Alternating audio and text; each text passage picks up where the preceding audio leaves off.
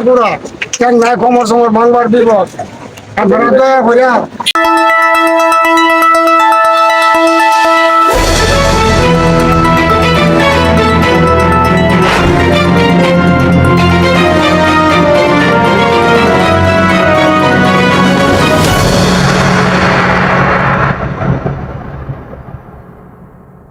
বিসমিল্লাহির রহমানির রহিম।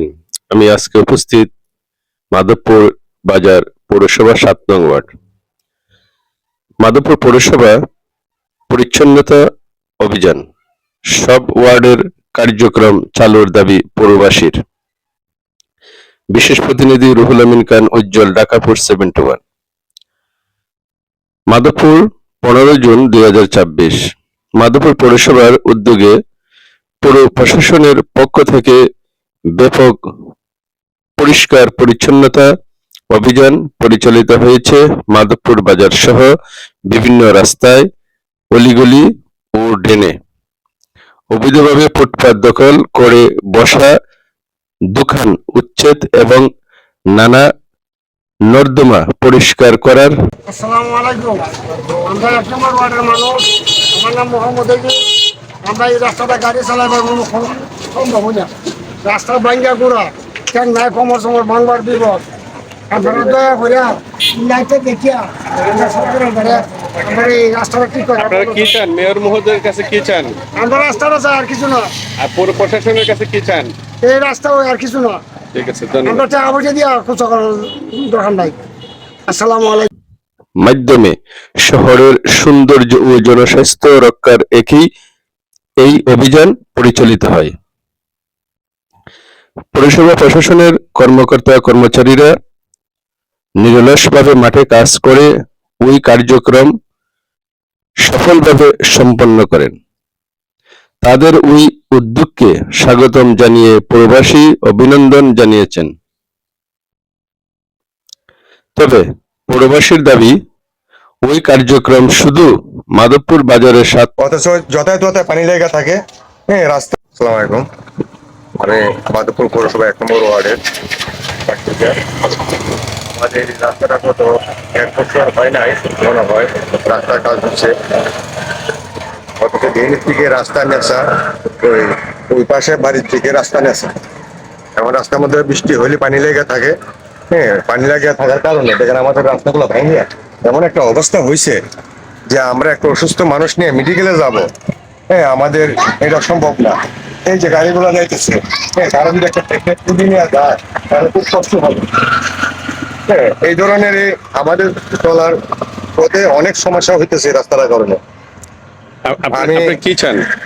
আমি চাই মেয়র মহোদয় বা আমাদের প্রশাসনিক যে ইউনো স্যার আছে, ওনার মাধ্যমে যাতে আমাদের জন্য দুর্ভোগটা মুক্তি হয়, সেই কাজটা করার জন্য, আমাদের রাস্তাটা পুনরায় নির্মাণ করে যাওয়ার জন্য। নম্বর ওয়ার্ডের সীমাবদ্ধ না রেখে পৌরসভার সকল 9টি ওয়ার্ডে নিয়মিতভাবে পরিচালনা করার হোক। তারা মনে করেন পৌরসভার অন্যান্য ওয়ার্ডও রাস্তা বেহাল অবস্থা। নাম্বার ওয়ার্ডে প্রতিনিয়ত পায়ে গা হয়ে গেছে। ড্রেনেজ সমস্যা সহ বিভিন্ন অবকাঠামোগত সমস্যা রয়েছে, যা দ্রুত সমাধান করা জরুরি। দেখুন পৌরসভাবাসী, এটা 1 নম্বরের চিত্র। বৃষ্টি হলে মানুষ কত কষ্ট, আর এই বাচ্চাটা স্কুলে কিভাবে যেত দেখেন কি অবস্থা। বিশেষ করে 1 নম্বর ও 2 নম্বর ওয়ার্ডে বৃষ্টি হলেই জলাবদ্ধতার সৃষ্টি হয়, যা জনজীবনে মারাত্মক ভোগান্তি তৈরি করে।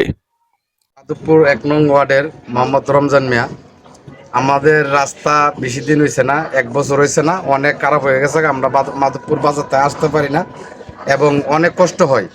তো আমাদের যে মেয়র সাহেবকে অনেক অনুরোধ করা হচ্ছে যাতে আমরা কাজটা দ্রুত কাজ করা হয়।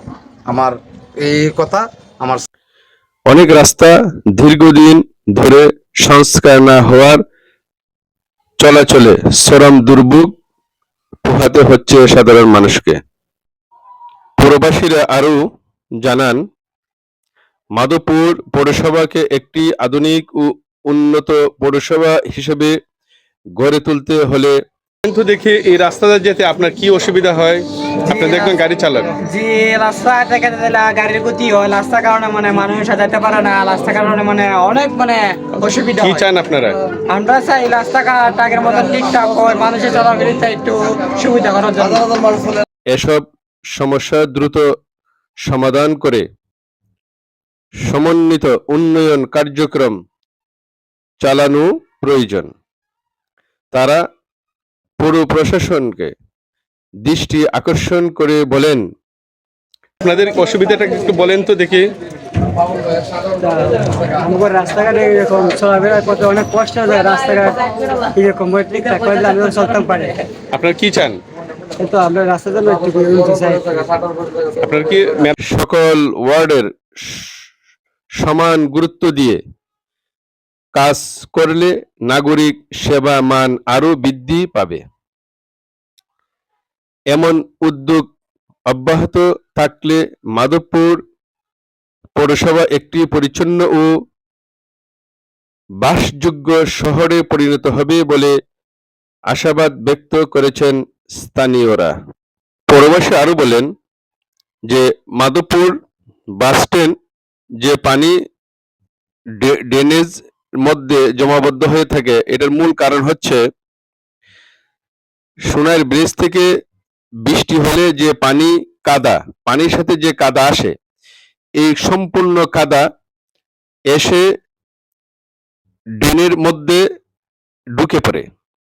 এই ঢুকে পড়ার কারণে এই কাদাগুলা আস্তে আস্তে আস্তে আস্তে ভরপুর হয়ে ড্রেন ময়লা স্তূপ হয়ে যায়। এই জন্য পানি যেতে পারে না। যতক্ষণ পর্যন্ত ওই পানিটারে অন্যত্র কোথাও না সরানো হবে, ততদিন পর্যন্ত এই ড্রেন বৃষ্টির সাথে আসা কাদা সবসময় এখানে জমাট বেঁধে থাকবে। ওই চলন্ত পানির সাথে যাতে কাদাটা না আসতে পারে, ড্রেনেজ না পড়তে পারে, বিবেচনা করা হবে।